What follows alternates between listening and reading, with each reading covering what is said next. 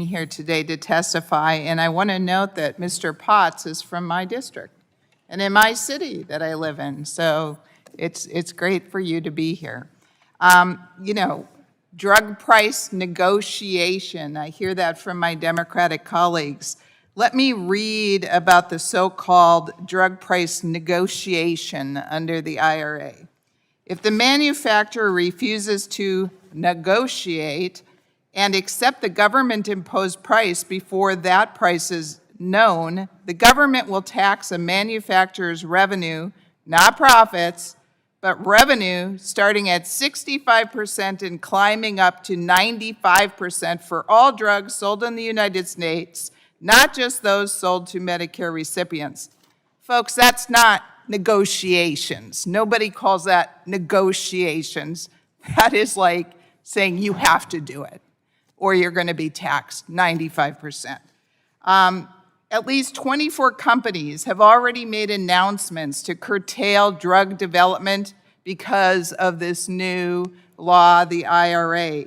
And so, Dr. Potts, as part of the IRA, billions of dollars were diverted from projected Medicare drug savings to pay for unrelated spending, like subsidies for electric vehicles.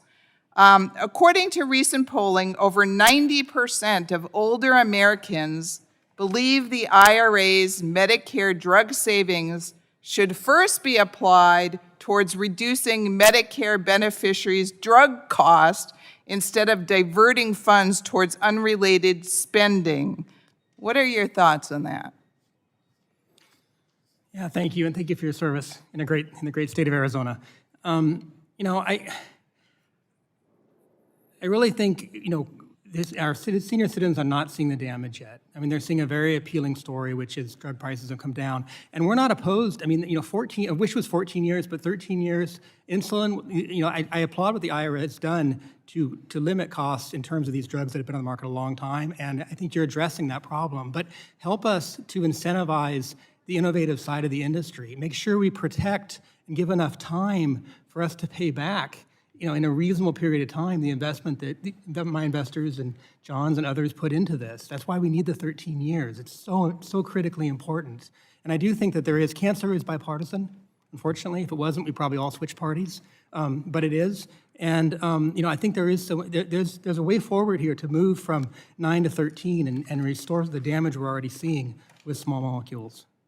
And Mr. Potts, there was allegations made by Mr. Pallone that all Republicans care about is the big pharmaceuticals. Are you a big pharmaceutical company, Mr. Potts? I've never worked for a big pharma. I've worked for big diagnostics. And again, you spend a month there and you think differently. You're actually in there. You realize how competitive it is, how they kill off things. And everything you do requires investment. It's not just stopping the flow of money that it just kind of magically happens. You have to go invest. But there's 3,000 phase 3 trials across the world right now. ClinicalTrials.gov, you can go there and look. 70% of these are small biotech. And I think we forget that. We just say big pharma. And I get it too. I'm like, oh, you know, my friend Steve works at big pharma, you know. But we don't realize, like, this is American entrepreneurship. It's small business. And yes, when we're successful, you become big. That's fantastic. But we got to reward that. And if you kneecap that and say, look, there's no chance to really pay this back if you actually get there and win, you're not going to have any investor do that. I mean, no one in this room would do that when you look at the actual math of it. So just the system, yeah, thank you. Well, thank you, and thank you for your work, all of your work in helping people. Mr. Shortacki, as an MS patient and survivor who undoubtedly faces significant medical costs, please give us your thoughts on how drug price controls might impact chronic and rare disease patients. Well, without the incentives that exist now, by disrupting the medical ecosystem, which, by the way, I love the Congress, we know nothing about how this works, right? You guys lost to F-35. We lost 110,000 Americans last year to opioids. We lost hundreds of millions of dollars in Ukraine, and we're going to find the right price that is developed out of the marketplace over years and years and years. It's insane that you guys can think you can decide what the right price is in the marketplace to get me a drug that I might need in 10, 20, 30 years. So the marketplace does that, and so I don't, that what you're doing is interfering with the whole ecosystem.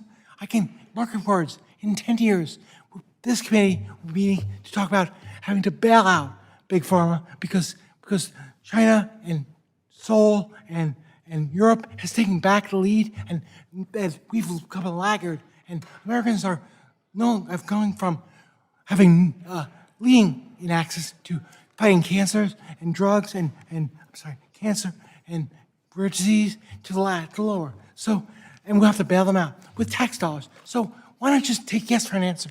Just say yes to what's going on. I mean, we can prove it. We can make changes at the margin, but come together. But seriously, take yes for an answer. Thank you, sir, and thank you, all of you, and I yield back.